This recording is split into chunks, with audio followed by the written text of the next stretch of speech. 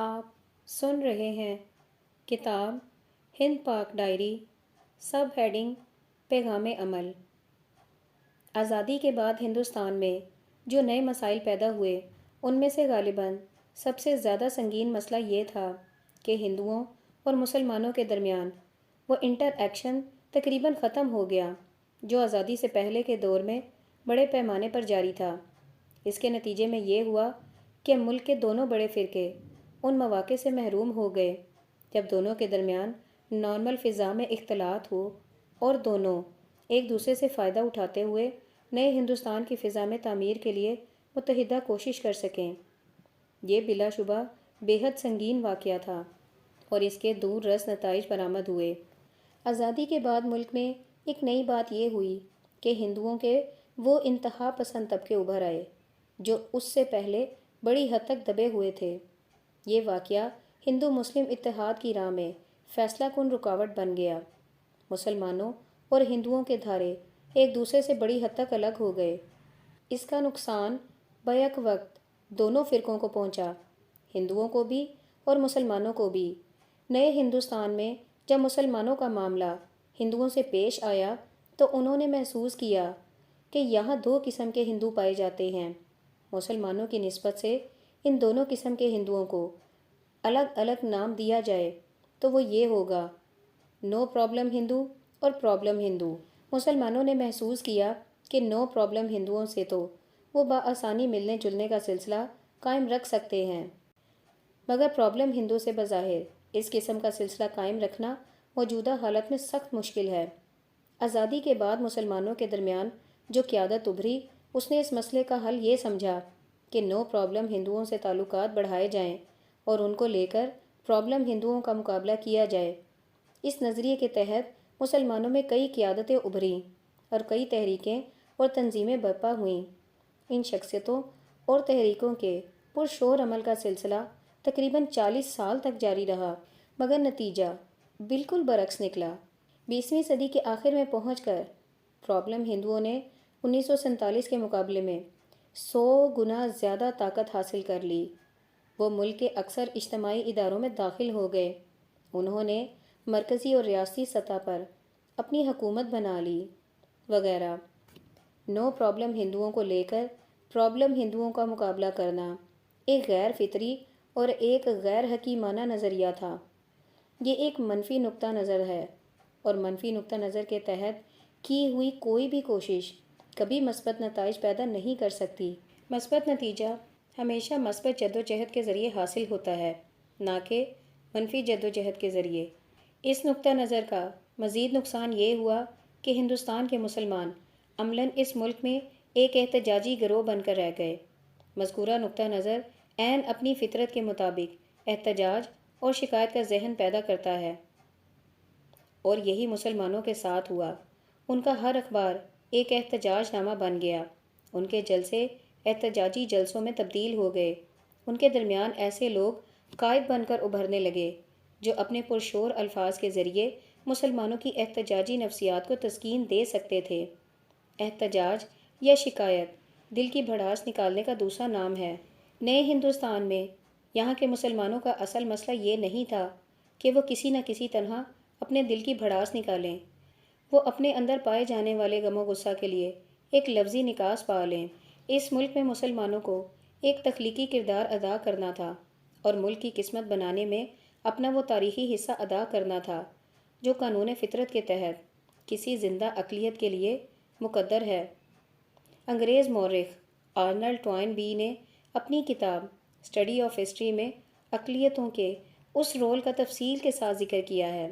یہی بات قرآن میں اس طرح بتائی گئی ہے: کتنی ہی چھوٹی جماعتیں اللہ کے اذن سے بڑی جماعتوں پر غالب ہوئی ہیں اور اللہ صبر کرنے والوں کے ساتھ ہے۔ سورہ البقرہ آیت نمبر 249۔ اس آیت میں اذن سے مراد قانون فطرت ہے جو اللہ نے اپنی حکمت کے تحت اس دنیا میں قائم فرمایا ہے۔ وہ قانون یہ ہے کہ جب بھی کوئی اقلیتی گروہ کا مقابلہ کسی اکثریتی گروہ سے پیش آتا ہے تو اس کے بعد لازماً ایسا ہوتا ہے کہ اقلیتی گروہ کے اندر وہ اعلیٰ صفت پیدا ہوتی ہے جس کے مجموعے کا نام قرآنی اصطلاح میں صبر ہے۔ یعنی چیلنج کا بلند تر سطح پر جواب دینے کا جذبہ پیدا ہونا۔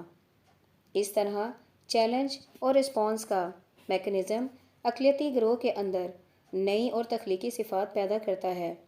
وہ مسائل کا برتر حل دریافت کرتا ہے۔ یہ عمل جاری رہتا ہے یہاں تک کہ اقلیت خود بھی کامیاب ہوتی ہے اور پورے سماج کے لیے بھی زندگی کا نیا تحفہ دینے کا سبب بن جاتی ہے۔ پیش آمدہ مسائل کا جواب اگر منفی انداز میں دیا جائے تو اسی کا نام بے صبری ہے، اور اگر پیش آمدہ مسائل کا جواب مثبت انداز میں دیا جائے تو اسی کا نام قرآن کی اصطلاح میں صبر کہا گیا ہے۔ منفی عمل کا مثبت جواب دینا یہی تخلیقیت کا اہم ترین عنصر ہے، اور یہی وہ خاص صفت ہے جو کسی اقلیتی گروہ کو اکثریتی گروہ سے بھی زیادہ بڑا کردار ادا کرنے کے قابل بنا دیتی ہے۔ اب پہلا سوال یہ ہے کہ اس ملک کے مسلمان اس تاریخی کردار کو ادا کرنے کے لیے کیا کریں جو ان کے لیے فطرت کے قانون کے تحت مقدر ہے۔ اس سلسلے کا پہلا اور ضروری کام وہی ہے جس کا ذکر ابھی کیا گیا ہے، یعنی مسلمان اپنی احتجاجی سیاست کو ختم کر دیں اور اس کے بجائے مثبت تعمیری سیاست کا طریقہ اختیار کریں۔ ہندوستان کے مسلمان اس وقت جس مقام پر ہیں اس کو ایک لفظ میں فریاد اور شکایت کا مقام کہا جا سکتا ہے۔ 50 سال سے زیادہ مدت تک اس طرز کی پالیسی کو اختیار کرنے کا نتیجہ یہ ہوا کہ انہیں مسلسل مدافعت کی زبان بولنی پڑی۔ ان کا کیس اس ملک میں مظلومانہ فریاد کا کیس بن گیا۔ جو گروہ اس قسم کی نفسیات میں مبتلا ہو وہ کبھی کوئی بڑا کارنامہ انجام نہیں دے سکتا۔ بڑا کارنامہ انجام دینے کے لیے اقدامی نفسیات درکار ہوتی ہیں، نہ کہ مدافعانہ نفسیات۔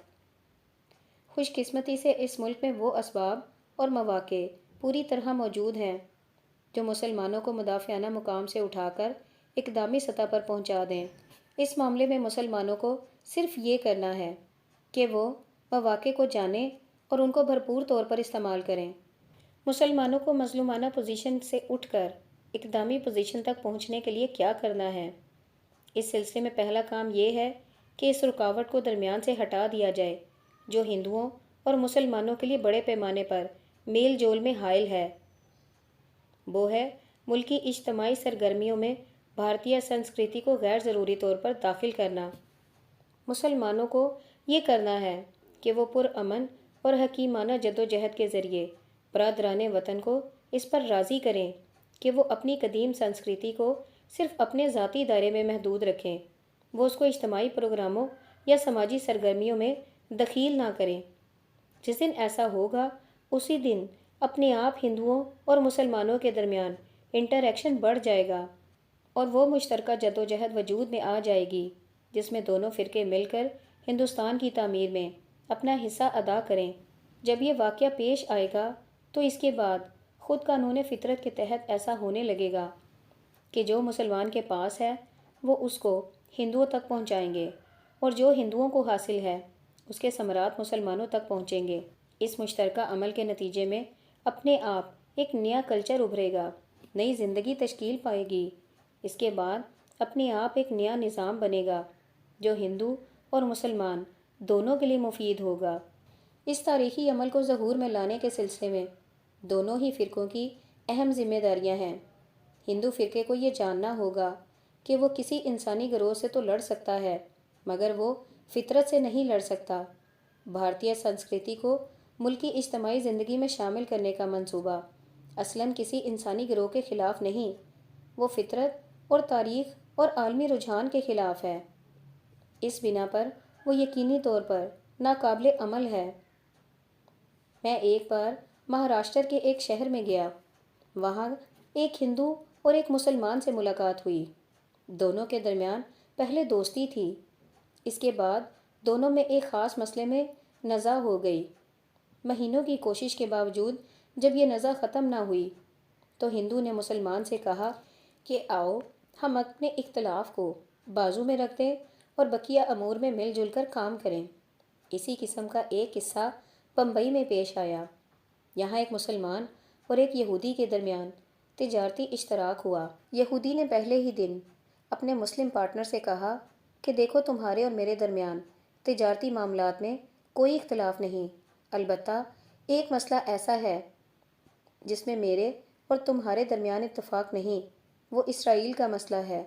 میں اور تم دونوں یہ طے کر لیں کہ ہم اسرائیل کے مسئلے پر کبھی بات نہیں کریں گے۔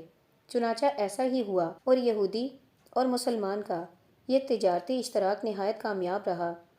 ہندوستان کے ہندوؤں اور مسلمانوں کو وسیع تر اعتبار سے اسی فارمولے کو اختیار کرنا ہے۔ دونوں کے درمیان یہ امر مشترک ہے کہ ہندوستان کو ایک ترقی یافتہ ملک بنایا جائے۔ اس کے بعد جو چیز اختلاف کی ہے وہ صرف یہ ہے کہ اس تعمیری عمل میں غیر ضروری طور پر بھارتیہ سنسکرتی کو شامل کیا جائے۔ اب ہندو فرقہ کو یہ کرنا ہے کہ وہ بھارتیہ سنسکرتی کو اپنے ذاتی دائرے تک محدود رکھے۔ اس معاملے میں ہندو فریق اگر اس تفریق پر راضی ہو جائے تو اس کے بعد متحدہ عمل کے لیے تمام دروازے پوری طرح کھل جائیں گے۔ ایسا ہونا بے حد ضروری ہے۔ اس کے بغیر ہندو مسلم تعلقات صرف نو پرابلم ہندوؤں تک محدود ہو کر رہ جائیں گے۔ وہ پرابلم ہندوؤں تک وسیع نہ ہو سکیں گے، جبکہ پرابلم ہندوؤں کو شریک کیے بغیر ملکی تعمیر کی کوئی بڑی جدوجہد زیر عمل نہیں لائی جا سکتی۔ جہاں تک مسلمانوں کا تعلق ہے، انہیں بھی صرف ایک کام کرنا ہے، وہ یہ کہ ہندوستان میں ہندو فرقہ اکثریت میں ہے۔ اس بنا پر فطری طور پر ایسا ہوتا ہے کہ کچھ معاملات پیش آتے ہیں جن کو اب تک تعصب اور زیادتی کی اصطلاحوں میں بیان کیا جاتا رہا ہے۔ اس طرح کے واقعات ہر سماج میں اور ہمیشہ پائے جاتے ہیں۔ مسلمانوں کو یہ کرنا ہے کہ وہ ان واقعات کو چیلنج کے روپ میں لیں، کو کسی مخصوص فرقہ کی کارروائی سمجھنے کے بجائے فطرت کے تمام نظام کے تحت پیش آنے والا واقعہ سمجھیں۔ مطالعہ بتاتا ہے کہ کسی واقعے کو ظلم سمجھنے سے شکایت کا مزاج بدلتا ہے۔ اس کے برعکس جب واقعے کو چیلنج سمجھا جائے تو خود فطری قانون کے تحت ایسا ہوتا ہے کہ انسان کی صلاحیتیں بیدار ہو جاتی ہیں، اس کی خفیہ قابلیت ظہور میں آنے لگتی ہے۔ پہلے اگر وہ صرف ایک انسان تھا تو اب وہ سپر انسان بن جاتا ہے۔ اس طرح وہ اس قابل بن جاتا ہے کہ اپنی بڑھی ہوئی استعداد کے ساتھ چیلنج کا مقابلہ کر کے کامیابی سے دوچار ہو۔ یہی وہ مخصوص مقام ہے جہاں لمبے تاریخی عمل کے بعد ہندو اور مسلمان دونوں پہنچے ہیں۔ اب بہترین عقل مندی یہ ہے کہ 20ویں صدی کے خاتمے کے ساتھ قدیم غیر فطری پالیسی کو ختم کر دیا جائے، تاکہ جب آنے والی صدی کا سورج طلوع ہو تو وہ ہمارے لیے ایک نئے اور بہتر ہندوستان کی خوشخبری کے ہم معنی بن جائے۔ سب ہیڈنگ: ایک سیاسی جائزہ۔ 1947 سے پہلے ہندوستان میں مسلم قائدین نے جو تحریکیں چلائیں وہ وسیع تر تقسیم میں دو تھیں۔ ایک کو عام فہم زبان میں اتحاد ہند کی تحریک اور دوسری کو تقسیم ہند کی تحریک کہہ سکتے ہیں۔ بظاہر یہ دونوں تحریکیں ایک دوسرے کے مختلف تھیں، مگر تجربہ بتاتا ہے کہ دونوں کے اندر ایک مشترک خامی موجود تھی، اور وہ یہ تھی کہ حقیقی حالات کا گہرائی کے ساتھ مطالعہ نہ کرنا۔ جن قائدین نے اتحاد ہند کی تحریک چلائی وہ سارے معاملہ کو انگریز اور ہندوستانی کا معاملہ سمجھتے تھے۔ ان کا خیال تھا کہ سارے مسئلے کی جڑ انگریز ہے۔ ہندو اور مسلمان دونوں ایک جان دو قلب ہو کر ان کے درمیان جھگڑے کا کوئی امکان ہی نہ تھا۔ صرف انگریز ہیں۔ ہندو اور مسلمان دونوں ایک جان اور دو قالب ہیں، ان کے درمیان جھگڑے کا کوئی امکان ہی نہیں۔ یہ صرف انگریز ہیں جنہوں نے ایک کو دو میں بانٹ کر لڑا رکھا ہے۔ اسی تصور کو اقبال احمد سہیل نے 1947 سے پہلے ان الفاظ میں نظم کیا تھا: یوں شیشہ و ساغر ٹکرائیں، منہ دیکھتے مہکش رہ جائیں، اس فن کو جہاں میں اور کوئی جز ساقیِ دانا کیا جانے۔ یہ اصل صورتحال کا نہایت سرسری اندازہ تھا۔ 20ویں صدی کے آغاز سے ہی مختلف اسباب سے برادران وطن میں ہندو انتہا پسندی کی تحریک شروع ہو گئی تھی، جو دن بدن طاقتور ہوتی چلی گئی۔ 1947 سے پہلے یہ بات واضح ہو چکی تھی کہ انگریزوں کے چلے جانے کے بعد یقینی طور پر مسلمانوں کو ایک شدید تر خطرہ پیش آئے گا۔ یہ ہندو قوم پرستی یا ہندو انتہا پسندی کا خطرہ تھا، مگر اتحاد پسند مسلم قائدین نے اس خطرے کے مقابلے کے لیے کوئی تیاری نہیں کی، حتیٰ کہ انہوں نے یہ بھی نہیں کیا کہ مسلمانوں کو پیشگی طور پر اس خطرے سے آگاہ کر دیں۔ نتیجہ یہ ہوا کہ 1947 کے بعد جب مسلمانوں کو یہ خطرہ پیش آیا تو وہ صرف احتجاج یا منفی رد عمل کے درجے میں اپنی کارروائیاں کرتے رہے۔ انہوں نے اس خطرے کے مقابلے میں نہ تو کوئی گہری منصوبہ بندی کی اور نہ اس کے مقابلے میں وہ کوئی حقیقی عملی تدبیر کر سکے۔ ہندوستان میں سماجی اتحاد کے لیے سیکولر فارمولہ استعمال کرنا تھا، مگر اصل صورتحال یہ تھی کہ یہاں مختلف مذہبی گروہ موجود تھے اور ہر گروہ کے لیڈروں نے ان کے اندر پرشور طور پر یہ مزاج بنایا تھا کہ میں ہندو ہوں، میں مسلمان ہوں، میں سکھ ہوں، میں عیسائی ہوں وغیرہ۔ اس طرح یہاں کا مذہبی طبقہ شدت کی حد تک اس احساس میں مبتلا تھا کہ ہم ایک الگ مذہبی گروہ ہیں اور یہ ضروری ہے کہ ہم اپنی علیحدہ شناخت کو سختی کے ساتھ قائم رکھیں۔ اس طرح کے سماج میں سیکولرزم کا اتحادی فارمولہ کامیاب نہیں ہو سکتا تھا۔ اس کی کامیابی کی لازمی شرط یہ تھی کہ یا تو لوگوں کے اندر گروہی تفریق کے مزاج کو ختم کیا جائے یا ان کے اندر یہ ذہن بنایا جائے کہ اپنی علیحدہ مذہبی حیثیت کو باقی رکھتے ہوئے انہیں دوسروں کا بھی پورا احترام کرنا چاہیے۔ مگر ذہنی اور فکری تربیت کا یہ کام انجام ہی نہیں دیا گیا۔ صرف نعروں اور تقریروں کے ذریعے یہ امید کر لی گئی کہ لوگوں کے درمیان سیکولر اتحاد قائم ہو جائے گا۔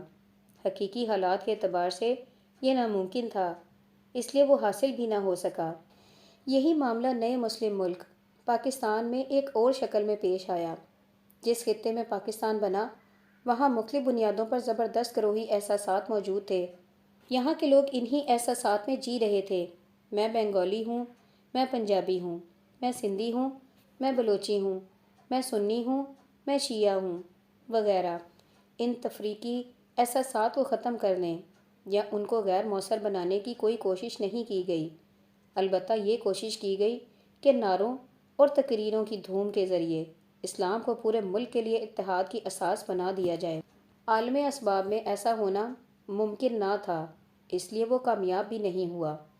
اسلام بلا شبہ انسانوں کو متحد کرنے کی طاقت رکھتا ہے، مگر اسلام کی یہ کرامت اسی وقت ظاہر ہو سکتی ہے جبکہ لوگوں کے دلوں اور دماغوں میں اسلام کو پوری طرح اتار دیا جائے۔ جی نعروں اور اوپری تقریروں کے ذریعے یہ مقصد کبھی حاصل نہیں ہو سکتا۔ جہاں تک تقسیم ہند کے حامی قائدین کا تعلق ہے، وہ بھی اسی طرح کے بھرم میں مبتلا رہے۔ انہوں نے سمجھا کہ سارا معاملہ ہندو قوم اور مسلم قوم کے باہمی اختلاف کا ہے اور اس کا آسان حل یہ ہے کہ ہندوؤں اور مسلمانوں کے درمیان جغرافیائی تقسیم کر دی جائے۔ جب ہندو الگ ہوگا اور مسلمان الگ تو اپنے آپ تمام جھگڑے ختم ہو جائیں گے۔ مگر یہ اصل صورتحال کا ایک غیر حقیقی اندازہ تھا۔ حقیقی حالات کے اعتبار سے اصل صورتحال یہ تھی کہ تقسیم کا نتیجہ صرف یہ نکلے کہ جو مسائل پہلے ہندوؤں اور مسلمانوں کے درمیان میں تھے وہ تقسیم کے بعد نئے مسلم ملک میں مسلم اور مسلم کے درمیان مزید اضافے کے ساتھ ابھر آئے۔ 1947 کے بعد کے نئے مسلم ملک میں عملاً ایسا ہی پیش آیا۔ ہر وہ نزاع جس کا ذکر پہلے ہندو کی نسبت سے کیا جاتا تھا وہ نئے ملک میں خود مسلمان کی نسبت سے بہت بڑے پیمانے پر پیدا ہو گئی۔ 1947 سے پہلے کچھ ایسے دانشور موجود تھے جو دونوں گروہوں کو آنے والے خطرات سے ڈراتے تھے۔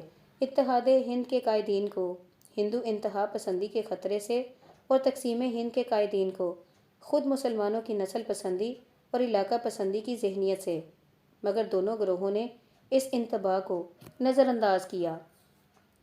اس کی وجہ یہ تھی کہ دونوں اس بھرم میں مبتلا تھے کہ ان کے پاس اتحاد کا ایسا فارمولہ موجود ہے جو ہر افتراق کی کاٹ کے لیے کافی ہے۔ اتحاد پسند قائدین سمجھتے تھے کہ ان کے پاس سیکولرزم کا تیر بہدف فارمولہ موجود ہے اور سیکولرزم کے نظریے کے تحت ہندوستان میں ہندوؤں اور مسلمانوں کو ایک رشتے میں جوڑ کر متحد کر سکتے ہیں۔ دوسری طرف تقسیم ہند کے قائدین یہ سمجھتے تھے کہ ان کے پاس اسلام کا معیاری نظریہ ہے جو مختلف مسلم گروہوں کو ایک رشتے میں باندھنے کے لیے کافی ہے، مگر تجربات یہ بتاتے ہیں کہ یہ دونوں ہی خوش فہمی بے بنیاد ثابت ہوئی۔ نہ ہندوستان میں سیکولرزم یہاں کے ہندوؤں اور مسلمانوں کو ایک رشتے میں متحد کر سکا اور نہ پاکستان میں اسلام کے نعرے کا یہ فائدہ ہوا کہ وہاں کے مختلف مسلم گروہ باہم متحد ہو کر رہ سکیں۔ اس تلخ انجام کا سبب کیا ہے؟ اس کا سبب یہ نہیں کہ سیکولرزم یا اسلام میں لوگوں کو متحد کرنے کی طاقت نہیں۔ سیکولرزم اور اسلام دونوں ہی کسی سماج میں اتحادی فورس بن سکتے ہیں، مگر وہ اتحادی طاقت اسی وقت بنیں گے جبکہ انہیں استعمال کیا جائے۔ ہندوستان اور پاکستان کے اعتبار سے یہ کہنا صحیح ہوگا کہ دونوں میں سے کسی نظریے کو صحیح طور پر استعمال نہیں کیا گیا۔ ہندوستان پاکستان دونوں ملکوں میں جو ہوا وہ یہ تھا کہ یہاں سیکولرزم کے نعرے لگائے گئے اور پاکستان میں اسلام کے نعرے، اور کسی نعرے کو سماجی اتحاد کے لیے استعمال کرنا صرف اس وقت ممکن تھا جبکہ وہاں لمبی مدت تک فکری تحریک کا کام کیا جائے، سماج کے افراد اس سے متاثر ہوں اور سماج میں پیش نظر منصوبے کے موافق ضروری ذہنی فضا تیار ہو جائے۔ یہ کام اس حد تک ہو کہ پورا سماج مطلوب اسکیم کو قبول کرنے کے لیے فکری اور مزاجی طور پر تیار ہو جائے۔ دوسرے لفظوں میں فطرت کے مطابق اصلاح کا اصول یہ ہے: پہلے ایجوکیشن، اس کے بعد اقدام۔ یہی کسی اصلاح کی صحیح ترتیب ہے، مگر انڈیا اور پاکستان میں جو ہوا وہ انگریزی مثل کے مطابق گاڑی کو گھوڑے کے آگے باندھنے کے ہم معنی تھا، اور جو لوگ اپنی گاڑی کو گھوڑے کے آگے باندھے ان کی گاڑی اس عالم اسباب میں کبھی چلنے والی نہیں۔